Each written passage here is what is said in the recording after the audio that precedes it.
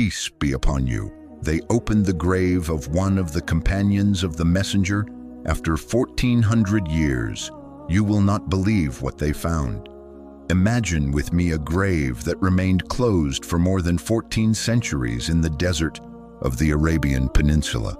No one knew what was inside it until the day came when scholars, religious men, and the people of the village gathered to witness a moment that would be engraved in memory forever.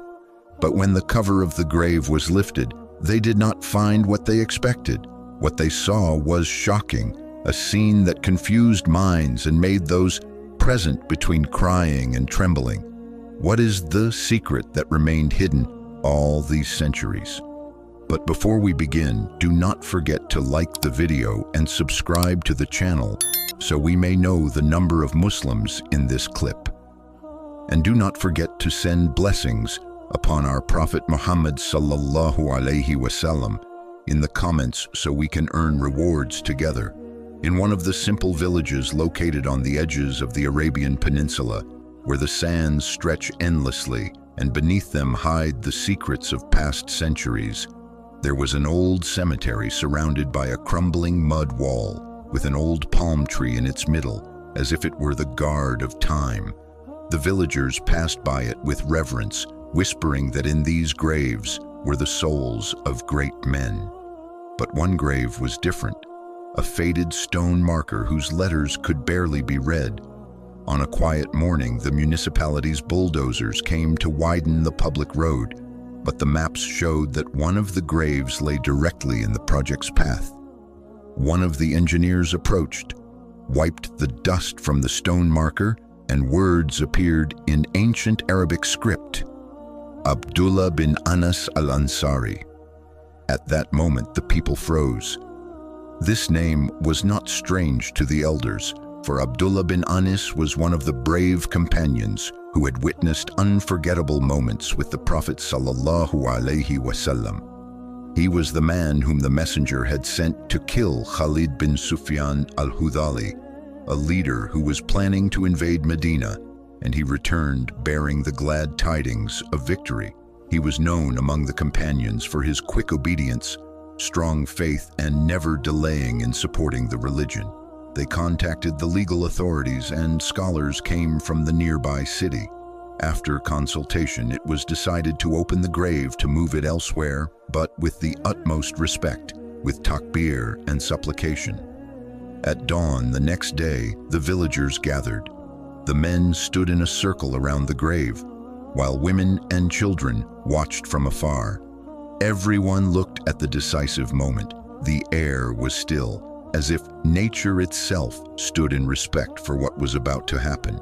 Hands began removing the sand carefully, layer after layer, until a hard clay layer appeared, then a heavy stone slab covering the grave. As the workers slowly lifted it, a fragrance spread, filling the entire place. It was not the smell of decay, but rather the scent of pure musk. Takbirs rose and hearts trembled, but the greatest shock had not yet come. Before their eyes lay the body of Abdullah bin Anas exactly as it was.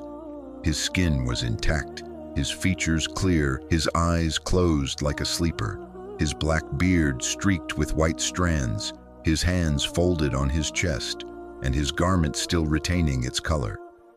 But what was most astonishing was that his body still bore the marks of old wounds, a sword strike on the shoulder, a scar on the arm, and dried blood of dark red color, as if the battle had taken place yesterday.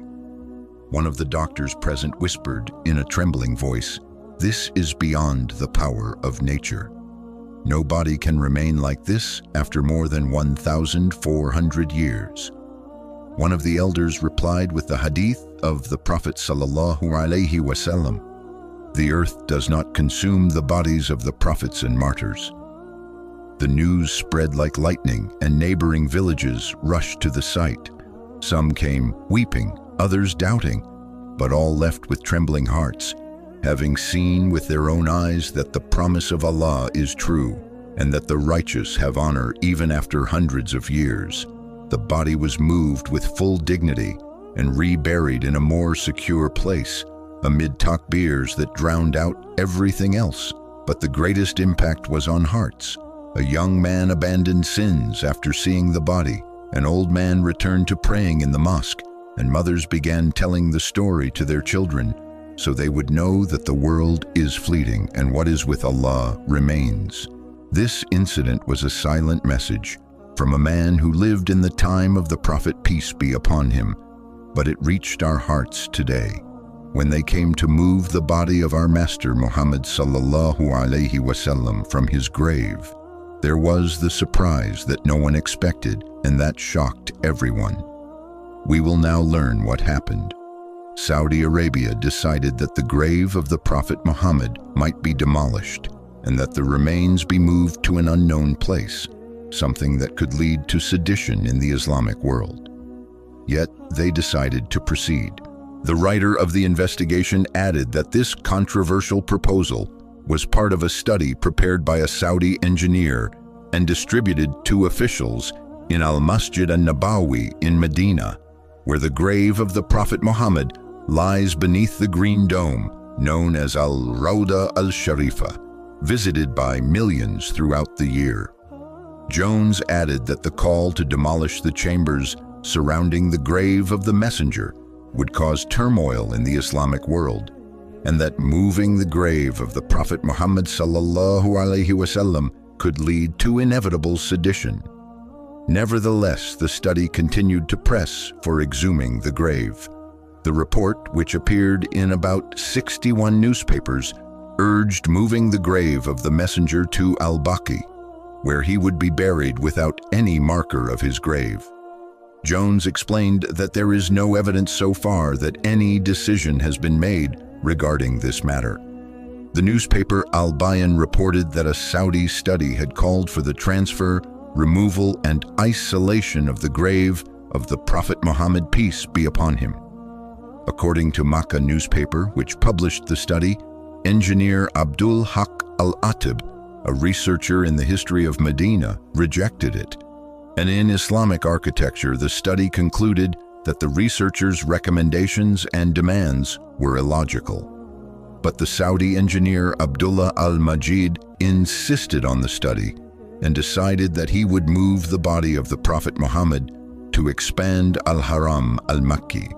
He said that the body has passed through a long age and we will only move it without any scratch.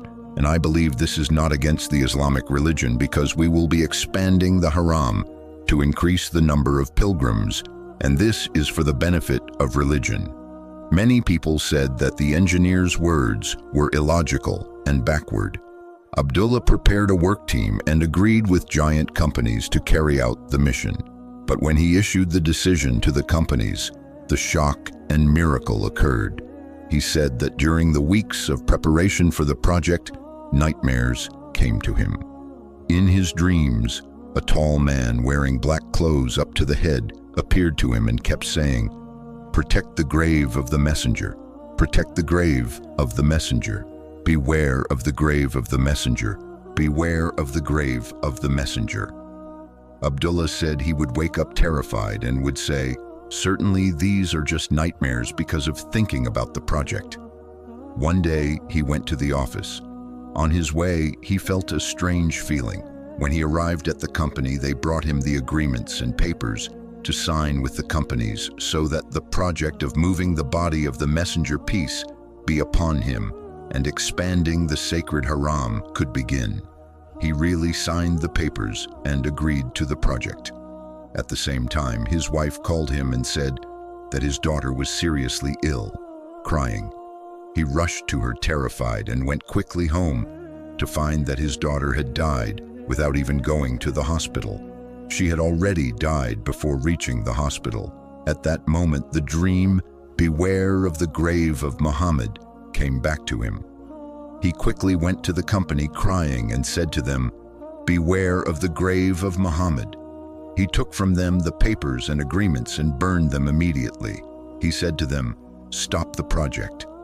The grave of Muhammad is more precious than anything," he was crying, and said to them, "I lost my daughter, and this is a message from Allah, the Exalted. This was a message for him so that he would not commit his heinous act. There were also many attempts in the past to exhume the grave of the Prophet Muhammad sallallahu alaihi wasallam. The first attempt happened at the beginning of the 5th century Hijri during the Fatimid state. The one behind this attempt was the Fatimid ruler Al-Hakim bi Amrillah, the ruler of Egypt. The Fatimid ruler wanted to move the body of the Prophet Muhammad sallallahu alaihi wasallam and his companions to Egypt. He thought that by doing so, Muslims would travel to Egypt instead of Makkah or Medina, and thus all the benefits would be gathered in his treasury. Al-Hakim bi Amrillah sent an army to Medina led by Abu al-Futu. When the army arrived and stayed in Medina, the people of Medina came to know of their intention. That day, Allah the Exalted sent a strong wind that swept away the camels and horses, destroying them, and some of the soldiers also perished. For Allah the Exalted guaranteed protection for Muhammad, peace be upon him, in his life and after his death. The second attempt also happened during the time of the Fatimid ruler. He sent another person after Abu al-Futu to exhume the grave of the Prophet sallallahu alaihi wasallam. Those entrusted with the mission took a house next to Al-Masjid an-Nabawi. When they approached their mission, they dug a tunnel and came close to the grave of the noble Prophet sallallahu alaihi wasallam. They saw lights and heard a caller shouting, "Your Prophet is being exhumed." The people rose and searched for the perpetrators until they found them and killed them. Do not forget to work for the hereafter as we did.